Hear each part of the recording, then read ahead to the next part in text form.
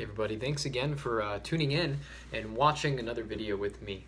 If you like these videos, let me know, comment, hit the like button, subscribe if you're new, because I'm going to continue to bring you what I believe to be most important, most meaningful, and most engaging. So today I had this epiphany, and when I say epiphany, it's not like this new thing, and I really think we constantly experience similar patterns in our lives, and this is kind of like the drama. We're all in some sense given a template. I think a template, of course, where we have to color in the lines, we have to connect the dots. God is working through us and with us insofar, I think, as we're able to respond, right, or something to that effect.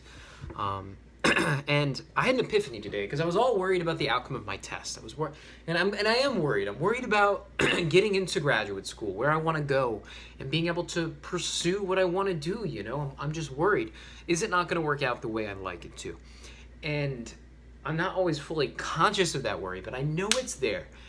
And it had me thinking, are the outcomes real? Is what happens actually out there truly real? Or is what is most real the process of meaningful engagement? So, there are things outside of your control, there are things in your control. No matter what actually manifests itself out there in the objective world, there is a process of relating to that phenomena, right? I would argue that's the only thing that really exists. So life has less to do in a lot of ways with what actually happens. It's more to do with the way that you choose to respond emotionally, and in terms of how you're thinking, your attitude towards your life circumstances. And this is pretty powerful stuff once you start to understand that it's really how you cultivate a way of being in the world that actually is probably the most important. And really, the thing that inspired me most to make this video was this idea that there is absolutely nothing that occurs in life that is without meaning. There's nothing in life that is random. There's nothing in life that happens for no reason. And this sort of came out of this constant process, I think, that introverted feeling has, where I'm constantly being like, Joey, why do you feel the way you do? Joey, what do you want? Joey, who are you? Who are you? Who are they? And going in and out of this process of exploring the feeling states, the subjective life. And this is a beautiful process. This is important, very important. But just by constantly asking those questions, what you realize is that you can't fully understand. But it's actually just as important as understanding to not fully understand. So it's kind of like a paradox, right?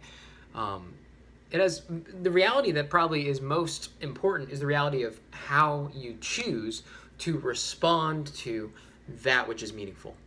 So you might have things in your life that call you, that beckon you to investigate them, to pay more attention to.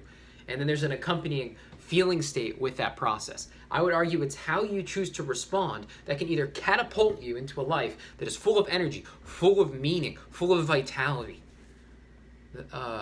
And on the opposite, if you choose to ignore those processes, if you choose to push them down, to maybe even wallow in self-pity, or maybe just to pursue that which isn't meaningful, then you will respond on a full physiological level. You will have less energy. You will be less motivated. You will be less engaged in the world. So there's this process, I would argue. There's this process occurring in life. It's the process of being, right? It's a process of relating. And it's where meaning is found. This can happen intrapersonally and intrapersonally. And I believe those two realities are actually connected in a mysterious way. It's a mystical process, I would argue. And this is basically, I think, this is the reality of good psychotherapy. When we start to show up authentically, organically to ourselves as well as to the other, so that we can identify that which is producing meaning, that which isn't, and then subsequently change our lives, start living differently, right? So yeah, just wanted to just let you know, nothing in life, I promise you, nothing in life is without meaning. Don't take my word for it. Nothing in life is random. Don't take my word for it. Pay attention to the circumstances of your life. Pay attention to your relationships. Pay attention to the way that you're feeling in response. Don't judge all the time. Just pay attention. Take notes on the very nature of being. Respond to that which imbues you with meaningful engagement. Take responsibility. That's what a lot of people are very powerfully responding to today, particularly young men. What is responding to responsibility? That's a call to meaning. That's a meaningful engagement.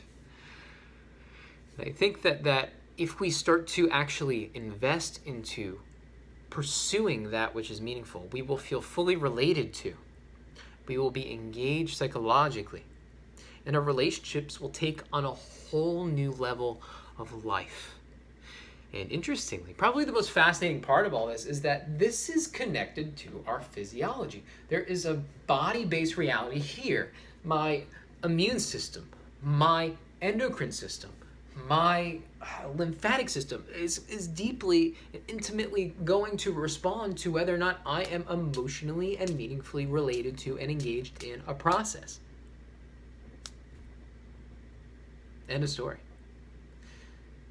And these are higher order functions. These are higher order functions to pay attention to these things, to be engaged, to be willfully making active choices, to respond to love for neighbor, to respond to ideals, try to live in line with ideals, to get in touch with the objective phenomena of meaning through a subjective awareness. This is what will produce good, healthy persons. And we are called to that reality. And I think, ultimately what excites me so much about this stuff is that I totally understand that I am called to share in these processes and then to build them up within others as well as myself. And this is the really interesting thing. It has almost nothing to do with what you can understand. It has more to do with how willing you are to be vulnerable to the feeling states as they arise in relation to ideas, images, other people, and this is not something you figure out. This is something that you actually grow into. And you learn how to do this from other people too, in the way that they are engaged, in the way that they are celebrating or not celebrating life. And if you're vulnerable to that process, you can learn a lot. So yeah, can you relate to this? Let me know. Did you like what I said? Hit the like button. And if you are new, please subscribe. I hope that you are well. I hope you have a great weekend, and I'll see you soon. Bye.